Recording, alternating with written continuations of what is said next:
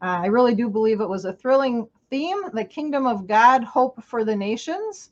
And I would like to end with a few thoughts as we wrap up this year's conference. In Luke 4:43, Jesus said, I must proclaim the good news of the kingdom of God, for that is why I was sent and what I was sent to do.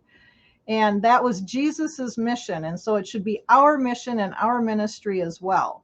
We are waiting for the restoration of all things. That is when Jesus returns and puts all the other governments under his feet and not before them. The Father, the only true God, commissioned Jesus to proclaim that there would be a day that he would overthrow the nations and institute a righteous government and place his Messiah on the throne. God's will finally be done on this earth when that happens. And this is when we are anticipating that restoration of all things, not before. This is the kingdom that Jesus proclaimed his entire ministry, and then for the 40 days after his resurrection.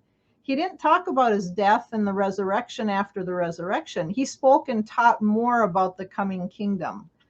And all of the early Christians anticipated this kingdom that was promised, which is why the disciples asked, is now the time? And if we claim to follow Christ, we must be about his business, not what we think his business is, but we need to be about his business.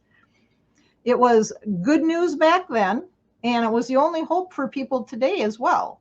And this is what we must be preaching, teaching, and proclaiming. Again, God commissioned Jesus to proclaim this takeover of the world powers. And likewise, Jesus commissioned his followers, that is, those claiming to be Christians, to do the same. We must continue praying as Jesus directed. Father, set your kingdom up and reign on this earth as you rule in heaven. We must keep busy proclaiming his kingdom message. God desires to bring his kingdom down to the earth, not any of the citizens up into heaven, or worse yet, some disembodied spirit or soul to heaven. But he wants his kingdom here on the earth. The world needs to hear this message. And as it says, how will they hear if nobody talks about it?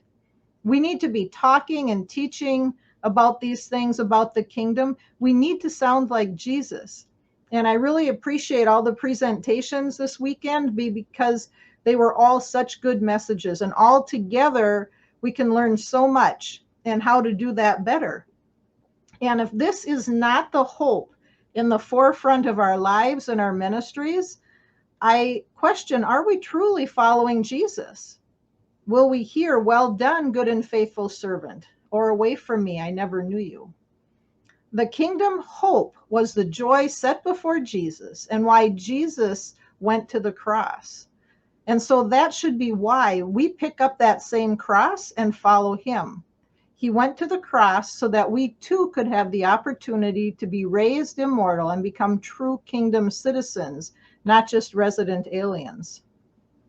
The kingdom is the government of God established over the whole earth. And just like many pray every Sunday in church, your kingdom come on earth as it is in heaven. Such a government is not here now. It will only be here when Jesus returns. And what kind of message is it? Now, but not yet? To those living in Haiti or North Korea, really think about that. Do you think that they think there's some sort of kingdom here now?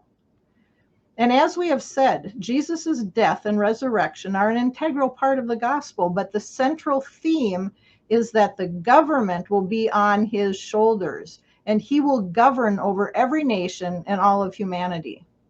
This kingdom is the only kingdom that will bring true peace on earth.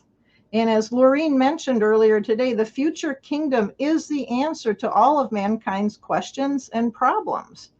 And I would like to end today with some of God's words, not mine. And he has spoken very loud and clear and given us such a great hope. So as it says, if you have ears, listen. Acts 3:25, you are the sons of the prophets of the covenant that God made with your ancestors, saying to Abraham, and in your descendants, all the nations of the earth will be blessed. Daniel 7:22, the Ancient of Days arrived, and judgment was rendered in favor of the holy ones of the Most High. Then the time came for the holy ones to take possession of the kingdom. Daniel 7:26 through 28. But the court will convene, and his ruling authority will be removed, destroyed, and abolished forever. That's the kingdom when it's going to be set up. And then the kingdom, authority, and greatness of the kingdoms under the whole heaven will be delivered to the people of the holy ones of the Most High. His kingdom is an eternal kingdom. All authorities will serve him and obey him. This is the conclusion of the matter. Thank you for watching this year's 2022 Mission Conference Online, and thank you for participating as well, whether you were a presenter or in the chat. And may God bless you richly as you seek God's kingdom first, not second, but first.